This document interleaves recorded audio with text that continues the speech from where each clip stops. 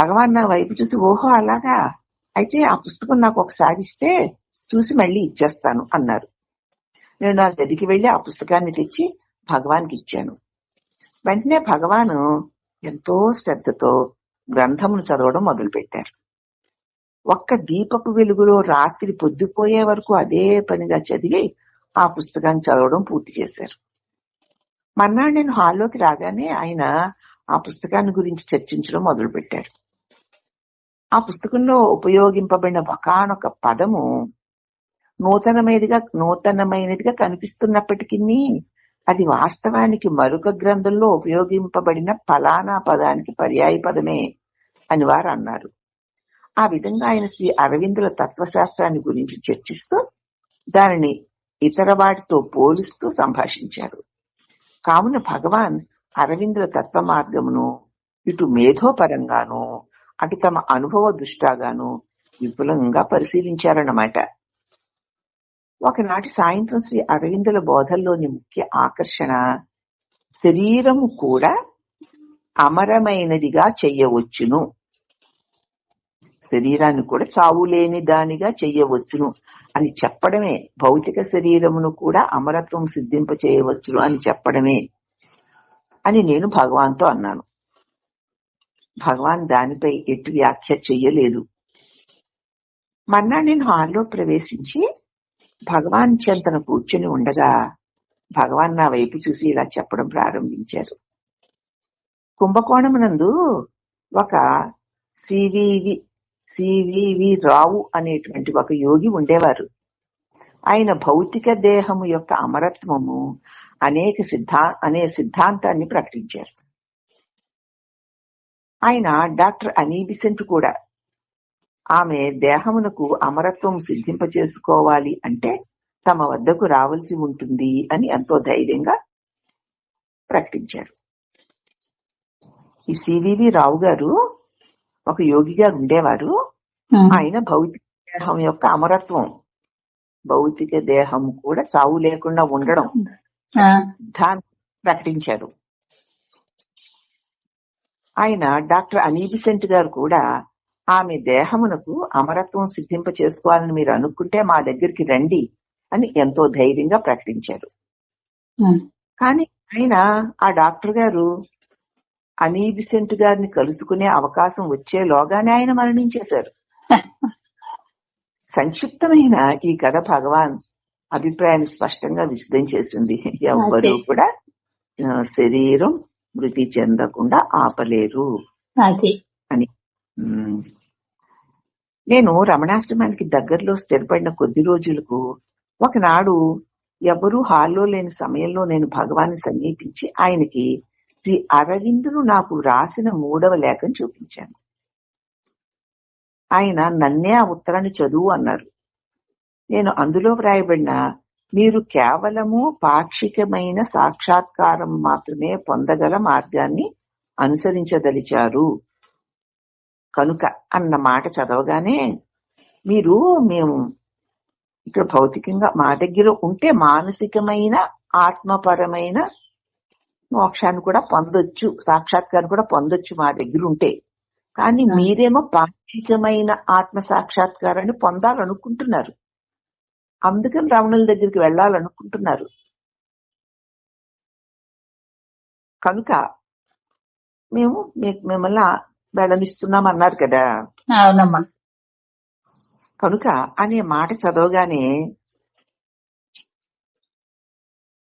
మీరు కేవలము పాక్షికమైన సాక్షాత్కారమును మాత్రమే పొందగల మార్గాన్ని అనుసరించదలిచారు గనుక అనే మాటను చదవగానే ఆయన నన్ను ఆగు అని చెప్పి, పాక్షికమైన అంటే అసంపూర్ణమైన అని అర్థం. పాక్షికమైంది సాక్షాత్కారం అవుతుందా? అది పాక్షికము అయినట్లయితే అది ఆత్మ సాక్షాత్కారము కాదు కదా. కాదు. అది సాక్షాత్కారమే అయినట్లయితే అది పాక్షికము కాదు. ఆత్మ సాక్షాత్కారానికిను పాక్షికత్వానికి ఎక్కడా పొందనే లేదు. పాక్షికత్వం అంటే అసంపూర్ణత్వం, ఆత్మ సాక్షాత్కారం అంటే సంపూర్ణత్వం. కాబట్టి పాక్షికమైన సాక్షాత్కారం ఏమిటి?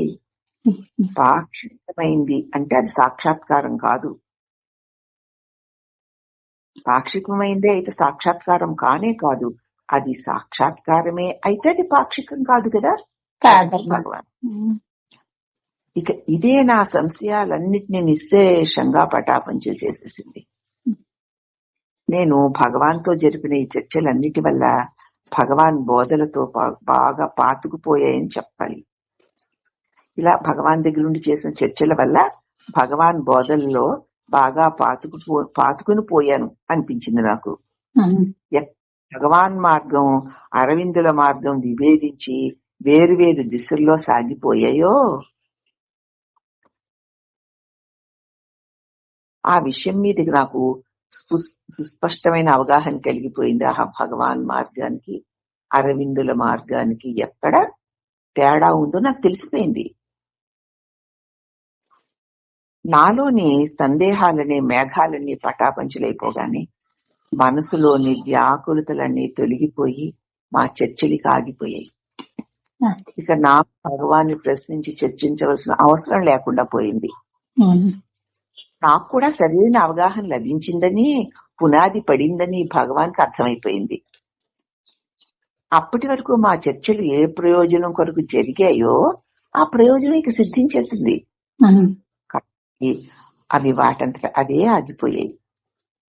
నేను భగవాన్ను సన్నిహితంగా కొంతకాలం గమనించిన తర్వాత కనుక్కున్న విషయం ఏమిటంటే, ఆయన ఎన్నడూ ఆయన మా గురువు అని మేము ఆయన శిష్యులమని బయటికి చెప్పరు. నేను వీళ్ళకి గురువునని గాని వీళ్ళు నా శిష్యులని గాని ఎప్పుడూ బయటికి చెప్పరు.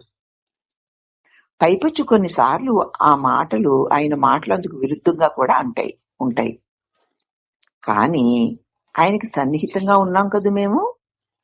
మా వంటి మంది భక్తులకి ఆ విషయంలో ఎప్పుడు ఎట్టి సందేహము ఉండదు. ఆయన మమ్మల్ని ఒక తల్లి వలె ప్రేమించేవారు, తండ్రి వలె కాపాడేవారు, గురువు వలె మార్గాన్ని చూపించేవారు, స్నేహితుల వలె మాతో మెలిగేవారు. నిరంతరం మేము ఆయన నుంచి మార్గదర్శకత్వాన్ని, ఆయన అనుగ్రహాన్ని అనుభూతి చెందుతూనే ఉండేవాళ్ళం.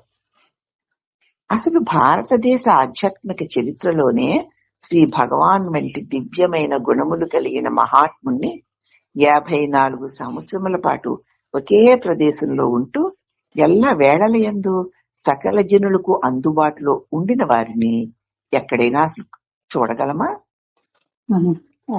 కూర్చొని ధ్యానం చేసుకునేవాళ్ళం, లేదా ఆయన రూపమునే మేము భగవంతుని రూపంగా భావించేవాళ్ళం. కనుక మేము కనులు మూసుకొని ఆయన రూపాన్నే మనసందు నిలుపుకొని ఆ రూపంపైనే దృష్టి నిలుపుకునేవాళ్ళం. ఆయన వాక్కు ద్వారానో, మౌనం ద్వారానో, లేక పనుల ద్వారానో బోధ జరిపేవారు. కొన్నిసార్లు ఆ బోధలు అతి సూక్ష్మమైనవిగా ఉండేవి. కొన్నిసార్లు అతి ప్రత్యక్షమైనవిగా, అంటే నేరుగా డైరెక్ట్ గా ఉండేవి. నేను తిరువెన్నపల్లికి వచ్చిన కొత్తలో టౌన్ లో నివాసం ఉండినప్పుడు నేను తెల్లవారుజామునే ఆశ్రమానికి వస్తూ ఉండేవాడిని. పరిచారకుడు హాలులో తలుపు తీసేసరికే నేను అక్కడ వేచి ఉండేవాడిని. తలుపులు తెరిచారు అంటే అర్థం ఏమిటి? భగవాన్ లేచారని, బయటికి వస్తున్నారని. నేను వెంటనే భగవాన్ సోఫా వద్దకు వెళ్ళిపోయేవాడిని. ఆయన తరచుగా రాత్రిపూట ఒక శాలువా కప్పుకునేవారు. ఆయన శాలువాను తమ వంటిపై నుండి తీయగానే నేను దాన్ని ఆయన చేతి నుంచి అందుకుని మడత పెట్టేవాడిని. ఆయన ఎంతో దయతో నన్ను ఆ చిన్నపాటి సేవను చేయనిచ్చేవారు. ఆ రోజుల్లో నేను ఉదయము మధ్యాహ్నము కూడా ఆశ్రమానికి వెళ్లి హాల్లో భగవాన్ ఎదురుగా కూర్చుంటూ ఉండేవాడిని. అయితే మధ్యాహ్నం దాటిన పిదప జనుడు పెద్ద సంఖ్యలో దర్శనం కోసం రావడం వల్ల ప్రశాంతతకి భంగం కలిగేది. అందువల్ల ఆ సమయంలో నేను ఆ గదిలోనే ఎటువంటి అలజడి లేకుండా ధ్యానం చేసుకోవచ్చునని భావించి మధ్యాహ్నం వేళల యందు ఆశ్రమానికి వెళ్లడం మానుకున్నాను. అక్కడ అలజడిగా ఉంటుంది కదా, అందువల్ల ఆ సమయంలో నా గదిలోనే కూర్చొని ధ్యానం చేసుకోవచ్చని మధ్యాహ్నం వెళ్ళడం మానుకున్నాను. ఒకనాడు మధ్యాహ్నం జీవి సుబ్బరామయ్య గారు ఆశ్రమానికి వచ్చి హాల్లో నేను కనిపించకపోయేటప్పటికీ భగవాన్ నా గురించి అడిగారట. మర్నాటి ఉదయం నేను భగవాన్ శాలువాను మడతపెడుతూ ఉండగా భగవాన్ ఆ విషయాన్ని నాకు చెప్పారు. భగవాన్ బయటికి చెప్పకపోయినా నన్ను మధ్యాహ్నం కూడా హాల్లోనే ఉండమని సూచిస్తున్నారని నాకు అర్థమైంది. అయితే మధ్యాహ్నం వేళ యందు నేను నా గదిలోనే ఉండిపోయేవాణ్ణి. మర్నాటి ఉదయం నేను హాల్లోకి వెళ్లి భగవాన్ నుండి శాలువా తీసుకుని మడత పెడదామని ప్రయత్నింపగా ఆయన దాన్ని నాకు ఇవ్వలేదు. ఆయన మౌనంగా ఆ శాలువాను ఆయనే మడత పెట్టుకున్నారు. ఆ విధంగా భగవాన్ నన్ను మందలిస్తున్నట్లుగా నాకు అర్థమైంది. మధ్యాహ్నం ఎందుకు రావట్లేదు అన్నట్లుగా. ఆ తర్వాత నేను నా తప్పిదాన్ని గ్రహించి తిరిగి మధ్యాహ్నం వేళలేందు ఆశ్రమానికి రావడం మొదలుపెట్టాను. ఈ ఉదంతం వల్ల నేను గ్రహించింది ఏమిటంటే, భగవాన్ తమ సాన్నిధ్యం ద్వారా మనము ప్రయోజనమును పొందవలనని భావిస్తున్నారని, నా సన్నిధిలో వాళ్ళెంతో ఉన్నతిని పొందుతారు అని భగవాన్ అనుకుంటున్నారు. కానీ ఆయన ఆ విషయాన్ని నేరుగా బయటికి చెప్పరు. నేను సిరివెళ్ళనామలైలో స్థిరపడిన మొదటి సంవత్సరంలో ఒకనాటి మధ్యాహ్నం నేను హాల్లో కూర్చొని ఉండగా భగవాన్ నాకు ఒకానొక అంశాన్ని వివరిస్తున్నారు. మధ్యలో హాలులోని పడమరం వైపు గోడలో ఉన్న 2 అలమరలలో ఒక అలమర లోపల ఉన్న ఒకానొక పుస్తకాన్ని తీసుకురావాల్సిందని భగవాన్ నాకు చెప్పారు. నేను వెళ్లి ఆ పుస్తకం కోసం వెతికాను, కానీ నాకు అది కనిపించలేదు. నేను భగవాన్ వద్దకు వచ్చి ఆ మాటే చెప్పి కూర్చున్నాను. వెంటనే భగవాన్ లేచి నెమ్మదిగా ఠీవిగా నడుచుకుంటూ అలమర వద్దకు వెళ్లి తలుపు తెరిచి ఆ పుస్తకాన్ని తీసి మళ్లీ అలమర తలుపులు మూసి తిరిగి సోఫా వద్దకు వెళ్లకుండా నాకు ఆశ్చర్యం కలిగించే విధంగా నా వద్దకు వచ్చి నా పక్కనే నేల మీద కూర్చున్నారు. ఆయన పుస్తకంలో ఒక పేజీ తెరిచి నా కళ్ళ ఎదుట పెట్టి నన్ను అందులో నుంచి ఒక పేరా చదువు అన్నారు. భగవాన్ శరీరం ఒక కొలిమివలే ఉంటుందని ఆయన పరిచారకులు నాతో చెప్పారు. కానీ వాళ్ళు చెప్పిన విషయం ఆయన నా పక్కనే కూర్చున్నప్పుడు నాకు అర్థమైంది.